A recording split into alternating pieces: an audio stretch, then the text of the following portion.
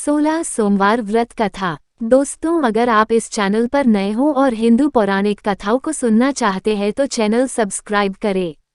दोस्तों, पौराणिक कथाओं के अनुसार एक बार भगवान शिव जी पार्वती जी के साथ भ्रमण करते हुए मृत्युलोक की अमरावती नगर में पहुंचे। उस नगर के राजा ने भगवान शिव का एक विशाल मंदिर बनवा रखा था। शिव और पार्वती उस मंदिर में रहने लगे। एक दिन पार्वती ने भगवान शिव से कहा, हे प्राणनाथ, आज मेरी चौसा खेलने की इच्छा हो रही है। पार्वती की इच्छा जानकर शिव पार्वती के साथ चौसा खेलने बैठ गए। खेल प्रारंभ होते ही उस मंदिर का पुजारी वहां आ गया। माता पार्वती जी ने पुजारी जी से पूछा कि हे पुजारी जी, ये बताए कि इस बाजी में किसकी जीत होगी। तो ब्राह्मण ने कहा कि महादेव जी की। परंतु चौसा में शिवजी की पराजय हुई और माता पार्वती जी जीत गईं। तब ब्राह्मण को उन्होंने झूठ बोलने के अपराध में कोढ़ी होने का श्राप दिया। शिव और पार्वती उस मंदिर से कैलाश पर्वत लौट गए। पार्वती जी के श्राप के कारण पुजारी कोढ़ी हो गया। नगर के स्त्री पुरुष उस पुजारी की परछाई से भी दूर दूर रहने लगे। कुछ लोगों ने राजा से पुजारी के कोढ़ी हो जाने की शिकायत की तो राजा ने किसी पाप के कारण पुजारी के कोढ़ी हो जाने का विचार कर उसे मंदिर से निकलवा दिया। उसकी जगह दूसरे ब्राह्मण को पुजारी बना दिया। कोढ़ी पुजारी मंदिर के बाहर बैठकर भिक्षा मांगने लगा। कई दिनों के पश्चात स्वर्गलोक की कुछ अप्सराएं उस मंदिर में पधारी और उसे देखकर कारण पूछा। पुजारी ने निःसंकोच उन्हें भगवान शिव और पार्वती जी के चौसा खेलने और पार्वती जी के शाप देने की सारी कहानी सुनाई। तब अप्सराओं ने पुजारी से 16 सोमवार का विधिवत व्रत रखने को कहा। पुजारी द्वारा पूजन विधि पूछने पर अप्सराओं ने कहा, सोमवार के दिन सूर्योदय से पहले उठकर स्नानादि से निवृत्त होकर स्वच्छ वस्त्र पहनकर आधा सेर गेहूं का आटा लेकर उसके 3 अंग बनाना। फिर घी का दीपक जलाकर गुड़, नैवेद्य, बेलपत्र, चंदन, अक्षत, फूल, जनेऊ का जोड़ा लेकर प्रदोष काल में भगवान शिव की पूजा अर्चना करना। पूजा के बाद 3 अंगों में एक अंग भगवान शिव को अर्पण करके एक आप ग्रहण करें। शेष 2 अंगों को भगवान का प्रसाद मानकर वहां उपस्थित स्त्री, पुरुषों और बच्चों को बांट देना। इस तरह व्रत करते हुए जब 16 सोमवार बीत जाएं तो 17वें सोमवार को एक पाव आटे की बाटी बनाकर उसमें घी और गुड़ मिलाकर चूरमा बनाना। फिर भगवान शिव को भोग लगाकर वहां उपस्थित स्त्री, पुरुष और बच्चों को प्रसाद बांट देना। इस तरह 16 सोमवार व्रत करने और व्रत कथा सुनने से भगवान शिव तुम्हारे कोढ़ को नष्ट करके तुम्हारी सभी मनोकामनाएं पूरी कर देंगे। इतना कहकर अप्सराएं स्वर्गलोक को चली गईं। पुजारी ने अप्सराओं के कथनानुसार 16 सोमवार का विधिवत व्रत किया। फलस्वरूप भगवान शिव की अनुकंपा से उसका कोढ़ नष्ट हो गया। राजा ने उसे फिर मंदिर का पुजारी बना दिया। वह मंदिर में भगवान शिव की पूजा करता आनंद से जीवन व्यतीत करने लगा। कुछ दिनों बाद पुनः पृथ्वी का भ्रमण करते हुए भगवान शिव और पार्वती उस मंदिर में पधारे। स्वस्थ पुजारी को देखकर पार्वती ने आश्चर्य से उसके रोग मुक्त होने का कारण पूछा तो पुजारी ने उन्हें 16 सोमवार व्रत करने की सारी कथा सुनाई। पार्वती जी भी व्रत की बात सुनकर बहुत प्रसन्न हुई और उन्होंने पुजारी से इसकी विधि पूछकर स्वयं 16 सोमवार का व्रत प्रारंभ किया। पार्वती जी उन दिनों अपने पुत्र कार्तिकेय के नाराज होकर दूर चले जाने से बहुत चिंतित रहती थीं। वे कार्तिकेय को लौटा लाने के अनेक उपाय कर चुकी थीं, लेकिन कार्तिकेय लौटकर उनके पास नहीं आ रहे थे। 16 सोमवार का व्रत करते हुए पार्वती ने भगवान शिव से कार्तिकेय के लौटने की मनोकामना की। व्रत समापन के तीसरे दिन सचमुच कार्तिकेय वापस लौट आए। कार्तिकेय ने अपने हृदय परिवर्तन के संबंध में पार्वती जी से पूछा, हे माता, आपने ऐसा कौन सा उपाय किया था जिससे मेरा क्रोध नष्ट हो गया और मैं वापस लौट आया। तब पार्वती जी ने कार्तिकेय को 16 सोमवार के व्रत की कथा कह सुनाई। कार्तिकेय अपने एक ब्राह्मण मित्र ब्रह्मदत्त के परदेश चले जाने से बहुत दुखी थे। उसको वापस लौटाने के लिए कार्तिकेय ने 16 सोमवार का व्रत करते हुए ब्रह्मदत्त के वापस लौट आने की कामना प्रकट की। व्रत के समापन के कुछ दिनों के बाद मित्र लौट आया। ब्रह्मदत्त ने कार्तिकेय से कहा, प्रिय मित्र, तुमने ऐसा कौन सा उपाय किया था जिससे परदेश में मेरे विचार एकदम परिवर्तित हो गए और मैं तुम्हारा स्मरण करते हुए लौट आया। कार्तिकेय ने अपने मित्र को भी 16 सोमवार के व्रत की कथा विधि सुनाई। ब्राह्मण मित्र व्रत के बारे में सुनकर बहुत खुश हुआ। उसने भी व्रत किया। 16 सोमवार व्रत का समापन करने के बाद ब्रह्मदत्त विदेश यात्रा पर निकला। वहां नगर के राजा हर्षवर्धन की बेटी राजकुमारी गुंजन का स्वयंवर हो रहा था। वहां के राजा ने प्रतिज्ञा की थी कि एक हथिनी यह माला जिसके गले में डालेगी वह अपनी पुत्री का विवाह उसी से करेगा।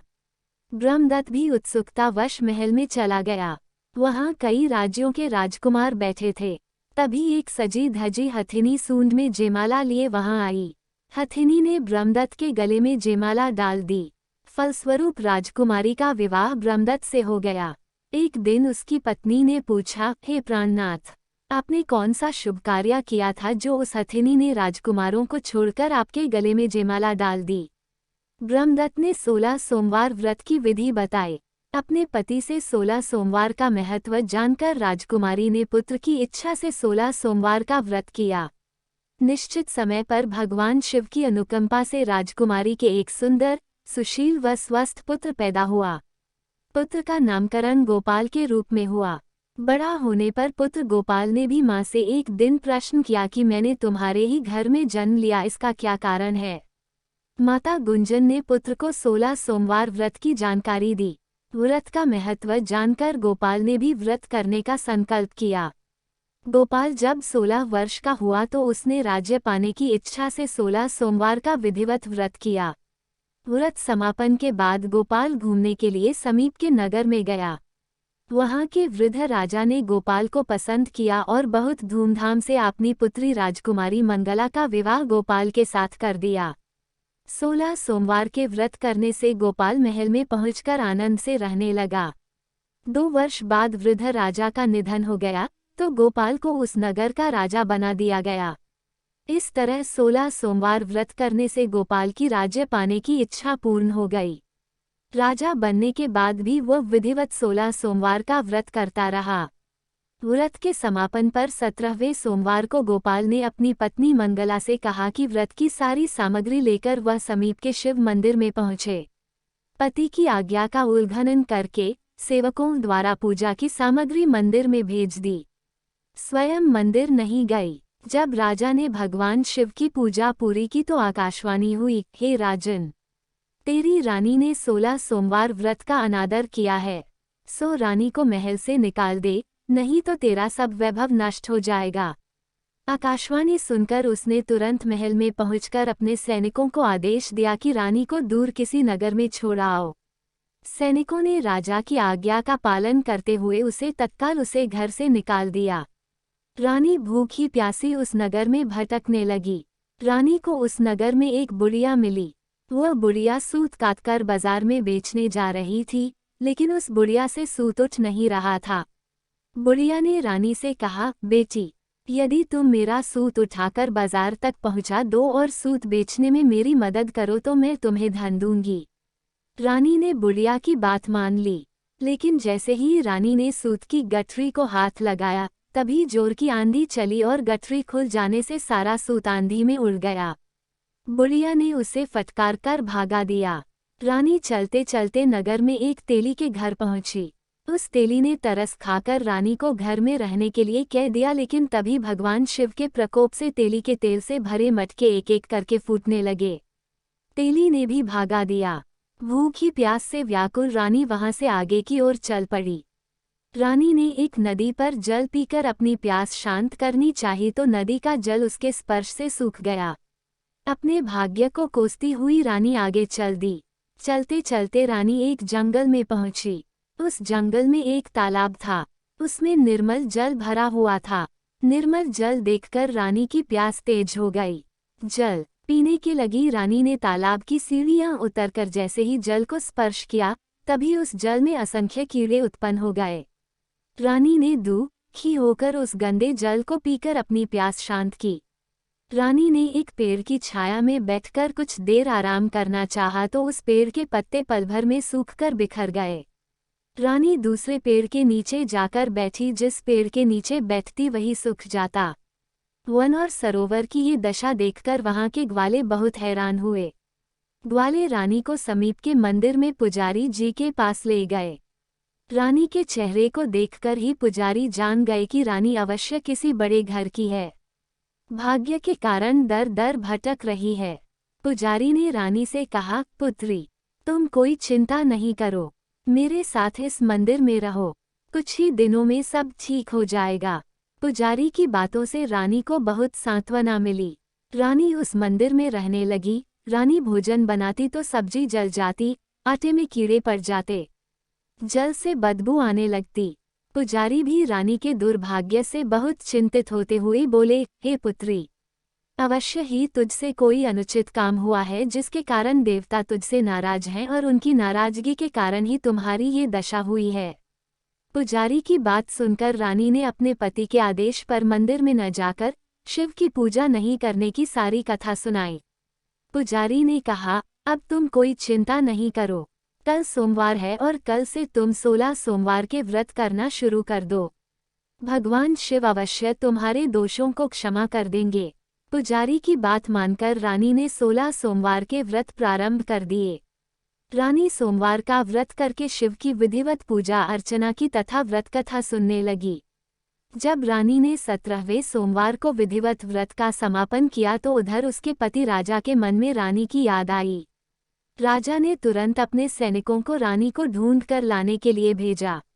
रानी को ढूंढते हुए सैनिक मंदिर में पहुंचे और रानी से लौटकर चलने के लिए कहा। पुजारी ने सैनिकों से मना कर दिया और सैनिक निराश होकर लौट गए। उन्होंने लौटकर राजा को सारी बात बताई। राजा स्वयं उस मंदिर में पुजारी के पास पहुंचे और रानी को महल से निकाल देने के कारण पुजारी जी से क्षमा मांगी। पुजारी ने राजा से कहा, ये सब भगवान शिव के प्रकोप के कारण हुआ है। इतना कहकर रानी को विदा किया। राजा के साथ रानी महल में पहुंची। महल में बहुत खुशियां मनाई गईं। पूरे नगर को सजाया गया। राजा ने ब्राह्मणों को अन्न, वस्त्र और धन का दान दिया। नगर में निर्धनों को वस्त्र बांटे गए। रानी 16 सोमवार का व्रत करते हुए महल में आनंदपूर्वक रहने लगी। भगवान शिव की अनुकंपा से उसके जीवन में सुख ही सुख भर गए। 16 सोमवार के व्रत करने और कथा सुनने से मनुष्य की सभी मनोकामनाएं पूरी होती हैं और जीवन में किसी तरह की कमी नहीं होती है। स्त्री पुरुष आनंदपूर्वक जीवन यापन करते हुए मोक्ष को प्राप्त करते हैं। अगर आपको ये कथा अच्छी लगी तो वीडियो को लाइक करें और चैनल सब्सक्राइब करें। वो कमेंट में हर हर महादेव जरूर लिखें। धन्यवाद।